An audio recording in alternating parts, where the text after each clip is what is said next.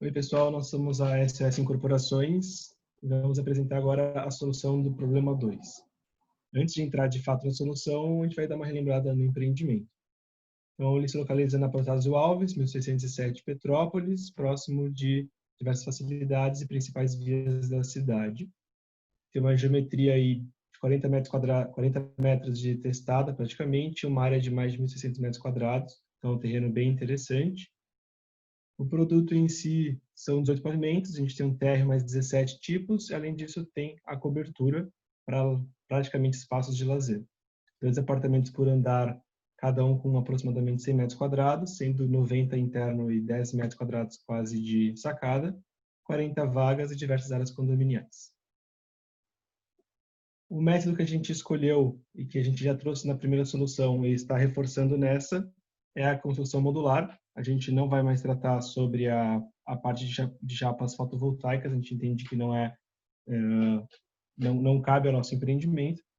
Então, essa construção modular, retomando também, são basicamente módulos pré-fabricados off-site, que são posteriormente instalados on-site, uma construção industrializada, que nós podemos aproveitar ao máximo de material possível, com um pouco de desperdício, com uma quantidade bem baixa de resíduos de construção, o que conversa bastante com a questão da sustentabilidade, e também permite que a gente faça mais estudos sobre desempenho térmico e acústico, que posteriormente vão acabar nos trazendo bastante benefício.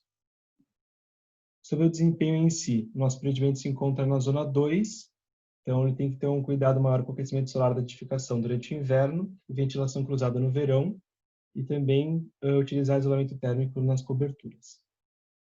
Quanto ao ruído e classificação, é a de número 2, então é um empreendimento localizado em situações intermediárias, e o meio de exposição é o marítimo. Bom, agora em relação aos componentes do nosso sistema.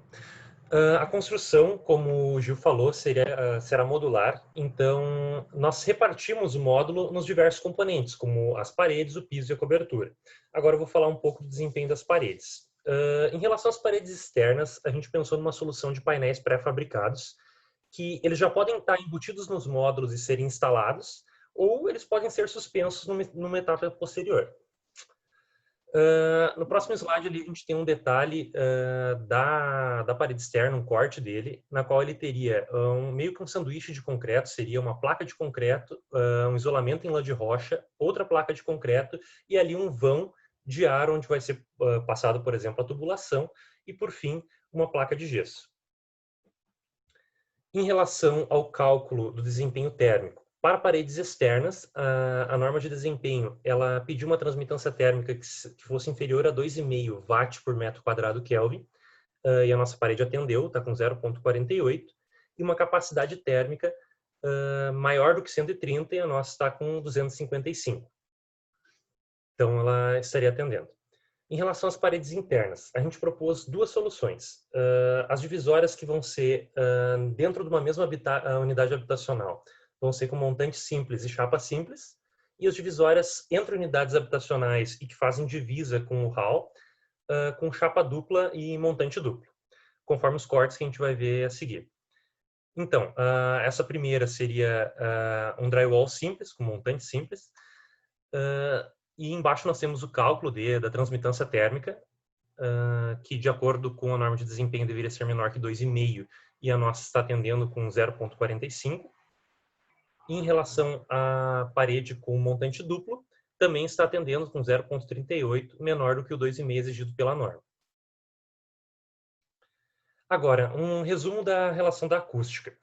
Como para determinar o real desempenho acústico de uma parede seriam necessários ensaios em campo, nós tínhamos que achar alguma referência para, pelo menos, mostrar que o nosso sistema iria atender ao mínimo requerido. Então, com base na bibliografia e com esses dados que a gente tem aí para cada localização da parede, desempenho mínimo, nós encontramos que o nosso sistema, pelo menos, iria atender o mínimo.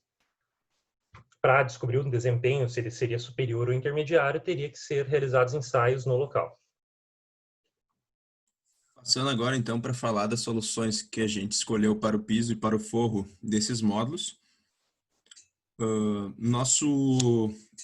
Nossa solução para o piso do módulo é laje inferior de concreto com 12 centímetros, com uma manta acústica em espuma de polietileno reticulado e um contrapiso de 4 centímetros.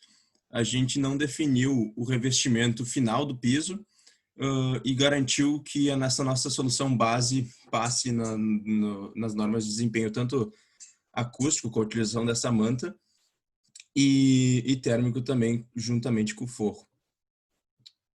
Nesses gráficos fornecidos pelo fabricante da manta, a gente pode ver que essa solução de 12 centímetros, essa solução escolhida, ela atende requisitos acústicos.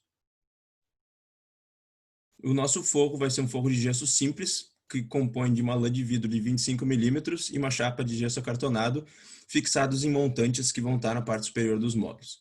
Como essa solução vão atuar juntos, o piso e o forro, a gente avaliou ela em relação ao desempenho térmico junto, de forma que ambas as soluções atendem a norma de desempenho em questão térmica.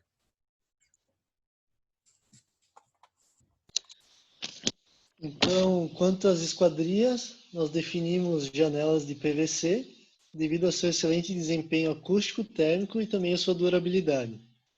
Então, quanto à acústica, foi escolhido o vidro laminado duplo, com espessura de 6 milímetros para a face externa, câmara de 15 milímetros de ar e chapa interna de 4 milímetros. Então, essa configuração nos permite uma redução de ruído de 36 decibéis, que faz com que a nossa janela fique classificada como desempenho superior para o nosso nível de ruído, que é o nível 2. Então, quanto aos cuidados na hora da fixação, devemos ter cuidado com a vedação, que deverá ser utilizado o selante adequado, né, para evitar a entrada de água. E para evitar o acúmulo de água, então temos que ter uma soleira com inclinação adequada e preferencialmente um detalhe construtivo de uma pingadeira para a água descolar da fachada e evitar a sujidade também. Então, agora, quanto às portas, foi definido portas de madeira, onde a da entrada do prédio é resistente à umidade, e as portas de entrada dos apartamentos foram definidas com classificação de porta de isolamento acústica C6, que a torna compatível com a redução de ruído exigida nas paredes que dividem apartamentos com circulação. Tem que ser maior que 45 decibéis. E já para as portas internas dos apartamentos foi definido porta de isolamento acústico C3. Para a parte das escadas enclausuradas, então foram definidas portas resistentes ao fogo de 60 minutos, que é o exigido pelo PPCI e pelo Corpo de Bombeiros, para a nossa situação. Agora a cobertura, então foi definido o telhado verde, onde nós podemos aqui ver as camadas do nosso ecotelhado. Então vou falar um pouco agora da nossa membrana, que ela será de PVC. Por quê? Porque ela tem uma excelente resistência à ruptura, ela é altamente reflexiva, tem boa resistência ao fogo, tem espessura de 1,2 milímetros e ela não fica aderida ao substrato, que permite que a estrutura trabalhe separadamente dela. Então, para melhorar a acústica, a parte térmica da nossa cobertura, então nós utilizaremos abaixo da nossa manta de PVC, placa de EPS de alta densidade, mais especificamente 32 kg por metro cúbico. E para testar a eficácia do nosso sistema, teremos teste de estanqueidade por 72 horas, com lâmina de água de 10 centímetros, e também na parte construtiva nós temos reforços nos cantos crísticos e nos ralos, como exige a norma de impermeabilização. Então, muito obrigado pela atenção e ótima quarentena a todos, ainda, né?